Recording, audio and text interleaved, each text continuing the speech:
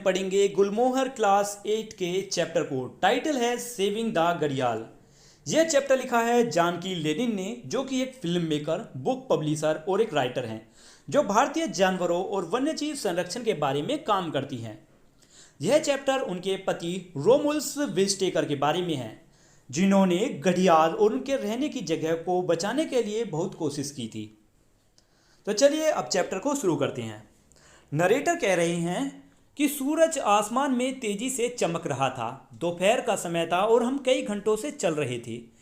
मैं यह मानना चाहता था कि दूरी में जो नीला रंग दिख रहा है वह पद्मा नदी है, हमारी मंजिल, लेकिन मुझे डर था कि वह सिर्फ एक मिराज हो सकती है।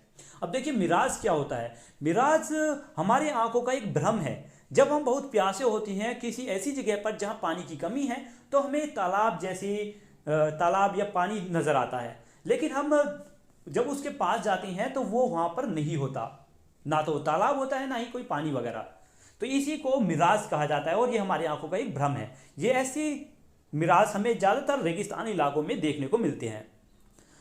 तो नरेटर कह रहे हैं कि जिस पद्मा नदी को खोजने के लिए हम निकले और हमें सामने नजर आ रही थी, कहीं वो हमारे आंखों के सामने एक मिराज ना हो।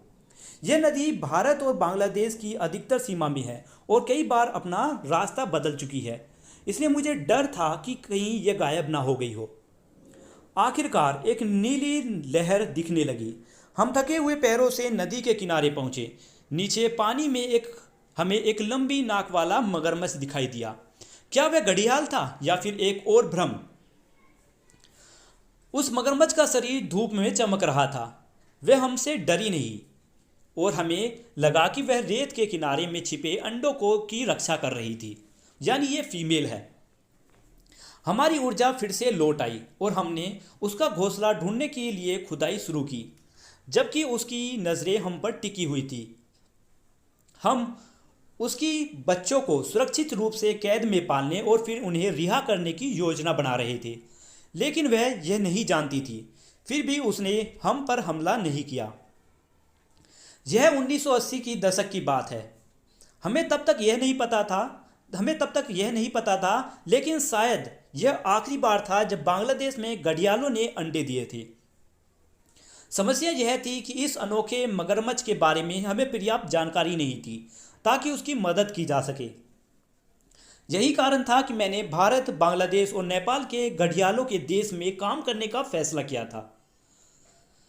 घड़ियाल को दूसरे मगरमच्छ से जो बात अलग करती है वह है उसकी असाधारण लंबी नाक, उसके पतले जबड़े जो नुकीले दांतों से भरे होते हैं, और ये जबड़े मछली पकड़ने के लिए बहुत अच्छे होते हैं। लेकिन उनकी इन जबड़ों का, इन असाधारण लंबी नाक का एक और काम भी होता है। वह क्या कि जब एक घड़ियाल मेल एडोलसेंस में पहुंचता है, लगभग 12 साल की उम्र में, तो उसकी नाक के सिरे पर एक अजीब सी आकार बढ़ने लगता है। इसे घड़ा कहा जाता है, यानी पोट, और यह पूरी तरह से उसकी नाक के सिरे को ढक लेता है। जब मेल घड़ियाल जोर से सांस छोड़ता है तो यह पानी के ऊपर एक तेज आवाज पहुंचाता है। इसे मैं बज स्नोट कहता हूं, जो फीमेल घड़ियालों को अपनी तरफ आकर्षित करने और दुश्मनों को डरा कर भगाने के लिए इस्तेमाल किया जाता है। हमने एक बार चंबल नदी के पास राजघाट में एक बड़े मेल घड़ियाल को देखा और उसकी पानी के भीतर जो क्लैप की आवाज़ सुनी। जो क्लैप, घड़ियाल जब अपने जबड़ों को तेजी से बढ़ाते हैं उसे जो क्लैप कहा जाता है। घड़ियाल इसलिए करते हैं जिससे कि वो दूसरे घड़ियाल या मगरमच्छ को अपने इलाके से भगा सकें। यह मगरमच्छ में एक अनोखा व्यवहार है जिससे वह अपनी उपस्थिति को पानी के नीचे घोषित करता है। कुछ बायोलॉजिस्ट का मानना है कि यह एक तरह से शिकार को बेहोश करने का तरीका भी हो सकता है। सर्दियों के मौसम में जब मगरमच्छ रेत पर धूप सेकते हैं, उस समय मेल घड़ियाल ज़्यादातर समय पानी में ही रहता है, क्योंकि वह दूसरे मेल घड़ियाल को अपने इलाकों में घुसने से रोकने के लिए सतर्क रहते हैं। मेल घड़ियाल के बीच लड़ाई में एक ताकत का जबरदस्त प्रदर्शन होता है। इलाके का मालिक घड़ियाल आगे बढ़ता है और अपनी पूंछ से पानी को झाग में बदल देता है। अगर दूसरा घड़ियाल डर कर नहीं भागता तो दोनों के बीच एक भयंकर लड़ाई होती है। उनकी पतली नाकें तलवारों की तरह हवा में टकराती हैं। हालांकि वे इतनी नाजुक दिखती हैं कि इतनी हिंसक लड़ाई को सहन नहीं कर सकती। ऐसा लगता है कि वह टूट जाएंगी। अक्सर आप दांत या हड्डियों की आवाज़ें सुन सकते हैं इस लड़ाई में। आखिरकार एक घड़ियाल जीत जाता है और दूसरा घड़ियाल हार कर पीछे हट जाता है। और जब मेल अपनी लड़ाई खत्म कर लेती हैं तब फीमेल अपने घोंसले के लिए सबसे अच्छे जगह को लेकर लड़ाई करती हैं। लड़ाई खत्म होने के बाद एक फीमेल घड़ियाल अपनी पिछली टांगों से एक घोंसला बनाती है जो 40 से 50 सेंटीमीटर गड्ढा होता है, जिसमें वह लगभग 50 बड़े अंडे देती हैं। वे फिर घोंसले को ढक देती हैं और अपने निशानों को छिपाने के लिए रेत को इधर उधर फेंकती हैं ताकि लकड़बग्घे, सियार, नेवले जैसे शिकारी उसके पंजों के निशानों से उसके अंडों का पता ना लगा सके। इसके बाद वह नदी में लौट आ जाती है और फिर दूरी से अपने घोंसले की निगरानी करती है। कई मगरमच्छ अपने बच्चों की अच्छी देखभाल करते हैं, लेकिन हमें घड़ियालों की देखभाल के बारे में बहुत कम जानकारी थी जब तक कि मैंने हमारे कैद में पलने वाले घड़ियालों को अच्छे से नहीं देखा।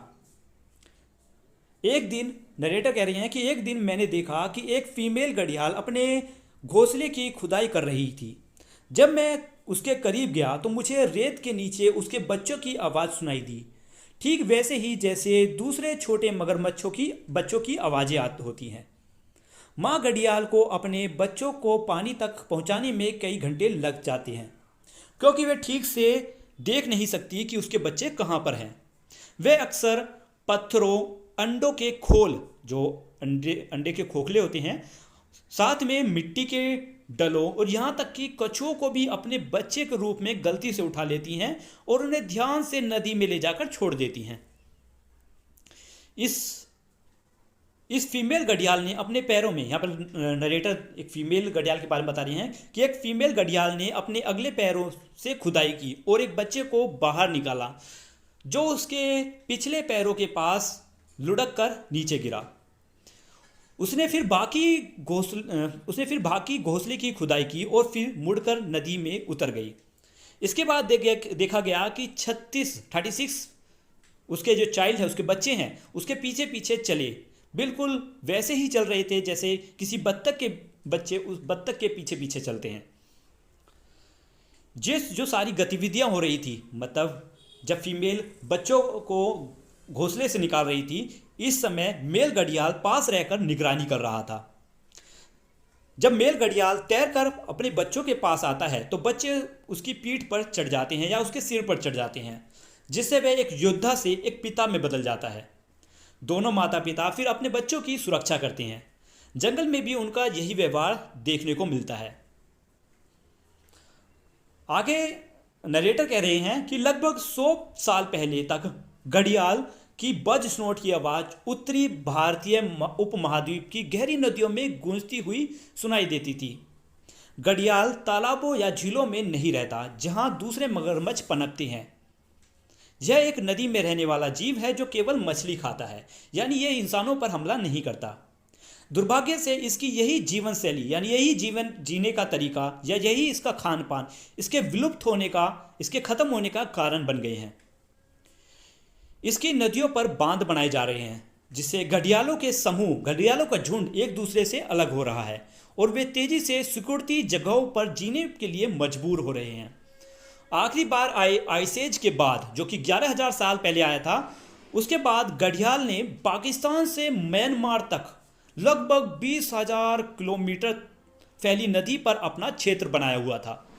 आज इसका दायरा मात्र 200 वर्ग किलोमीटर तक रह गया है और धीरे धीरे अब इसका दायरा भी कम होता जा रहा है। इस गिरावट को रोकने और दूसरे भारतीय मगरमच्छों की मदद के लिए 1974 में भारतीय सरकार ने संयुक्त राष्ट्र की सहायता से प्रोजेक्ट क्रोकोडाइल शुरू किया। 1970 और 1980 के दशक में हमने सर्वेस चलाई, सर्वेस जिसमें यह देखा गया कि कितने मगरमच्छ हैं, कितने क्रोकोडाइल हमारे देश में बचे हैं, कितने क्रोकोडाइल या फिर घड़ियाल, इनके व्यवहार से संबंधित हमने स्टडीज़ की। इनकी प्रजनन जो मतलब कि बच्चों को जन्म देने की जो प्रोसेस है, इस पर भी ध्यान दिया, जिससे कि घड़ियालों की संख्या बढ़ाई जा सके। हमने हजारों बच्चों को पाला और प्रोटेक्टेड एरियाज में इन बच्चों को छोड़ा, लेकिन दुख की बात है इनमें से कुछ ही मगरमच्छ लंबे समय तक जिंदा रह पाए और हमें इसका कारण भी नहीं पता था। उदाहरण के लिए ओडिशा की सुंदर सतकोसिया घाटी, जहां से महानदी नदी बहती है, घड़ियालों के लिए एक आदर्श जगह मानी जाती है, क्योंकि वहां पर मछलियां, रेत के किनारे और सब कुछ सुरक्षित चीज़ें मौजूद है। बांस की बेड़ियां और जाल बिछाने की समस्याएं भी वहां पर नहीं है, ये सब खत्म कर दी गई है। फिर भी पिछले 30 सालों में वहां छोड़े गए 700 घड़ियालों में से केवल 2 घड़ियाल ही जीवित रह पाए। जब मैंने मानसून के दौरान जुलाई में घाटी का दौरा किया तो देखा कि छोटी नदियां बाढ़ में बदल गई थी। नदियों ने किनारों को काट दिया था और पेड़ वहां से उखड़ गए थे। छोड़े गए घड़ियाल बहते हुए प्रोटेक्टेड एरियाज में बाहर चले गए। छोड़े गए जो घड़ियाल थे वो प्रोटेक्टेड एरिया से बाहर निकल गए थे, समुद्र तक पहुंच गए थे और उनमें से एक समुद्र तट पर मिला, कुछ मैंग्रोव फॉरेस्ट में पहुंच गए और तालाबों में पाए गए, और जो सहायक नदियों में पहुंचे वे मछली पकड़ने की जाल में फंस गए। सहायक नदियां यानी वो नदियां जिन पर लोग निर्भर रहते हैं, तो वहां पर ये मछली पकड़ने वालों की जाल में फंस गए थे। मछली पकड़ना भी एक बड़ी समस्या है। प्रोटेक्टेड एरियाज में हमने कई घड़ियाल देखे जिनकी नाक नॉयलॉन की मछली पकड़ने के जाल में फंस गई थी। यह दिखाता है कि नियमों के बावजूद रात में जाल बिछाए जा रहे थे जिनमें घड़ियाल फंस जाते थे, या वे जाल में फंसी मछलियां खाने की कोशिश करते थे। मगरमच्छ डूबते थे तो नहीं थे इनमें, लेकिन वे अपने जबड़ों को खोल नहीं पाते थे क्योंकि वो जाल में फंसे हुए होते थे, जिससे वे भूख से मर जाते थे। ये साफ है कि घड़ियाल अब उतने खतरे में नहीं रहे, लेकिन 30 साल की कैद में प्रजनन ब्रीडिंग मतलब बच्चों की जन्म देने की जो प्रोसेस है घड़ियालों की, वो हमारी योजना में पूरी तरह से सफल नहीं रह पाई। यानी जितना हम चाहते थे कि इनकी संख्या बढ़ा सके ब्रीडिंग से, लेकिन उतनी संख्या हम नहीं बढ़ा पा रहे। इस प्रजाति का भविष्य अनिश्चित है, मतलब कि हम नहीं जानते कि ये आगे भविष्य में बच भी पाएंगी ये प्रजाति या नहीं, और इसका अस्तित्व सिर्फ उन लोगों की ज़रूरतों से जुड़ा है जो नदियों पर निर्भर हैं। हमारा अभियान इन नदियों को बचाने की एक बड़ी कोशिश का हिस्सा है। विकास, प्रदूषण, जलवायु परिवर्तन से खतरे लगातार बढ़ रहे हैं, लेकिन हमें उम्मीद है कि लोग घड़ियाल को बचाने के लिए ज़रूरती कदम उठाने के लिए तैयार हो रहे हैं, क्योंकि यह एक स्वस्थ नदी का प्रतीक है और हमारे लिए एक बहुत बड़ा उदाहरण है। यह चैप्टर आज यहीं पर फिनिश होता है। उम्मीद है आपको चैप्टर का हिंदी एक्सप्लेनेशन बहुत अच्छे से समझ आया होगा। अगर आपको वीडियो थोड़ी भी अच्छी लगी है तो प्लीज़ कमेंट में लिखकर जरूर बताएं। मिलते हैं नेक्स्ट वीडियो में क्वेश्चन आंसर्स के साथ, तब तक के लिए बाय बाय। क्वेश्चन आंसर्स का लिंक आपको वीडियो के डिस्क्रिप्शन में या फिर वीडियो के आखिर में मिल जाएगा। हम पढ़ेंगे